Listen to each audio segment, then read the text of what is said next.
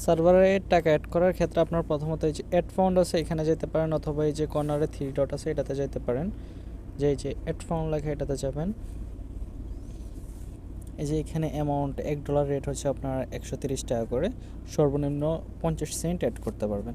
তো আপনারা যারা $1 অ্যাড করবেন তারা 1 লিখবেন, যারা $2 অ্যাড করবেন তারা 2 লিখবেন, যারা $3 অ্যাড করবেন 3 লিখবেন।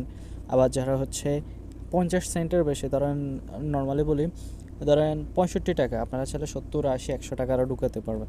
তো 50 সেন্টের উপরে আপনারা চাইলে 6, 7 এরকমভাবে, মানে আপনারা পরে এগুলো লিখতে পারেন এই যে শূন্য দিয়ে। তো আমি যেহেতু 50 সেন্ট এড করবো, আমি 50 লিখে স্টার্ট পেতে দিলাম।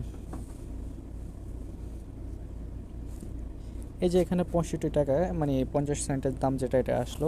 এবার আমি ধরেন এই যে বিকাশ নগদ যেটার মধ্যে পাঠাবো, যেমন ধরেন আমি বিকাশে পাঠালাম, এই নাম্বারে সেন্ড মানি করে এই যে ট্রানজ্যাকশন, এই যে সেন্ড মানি করবো 65 টাকার সেন্ড মানি করে ট্রানজ্যাকশন কোডটা এখানে দিয়ে ভেরিফাইতে দিই।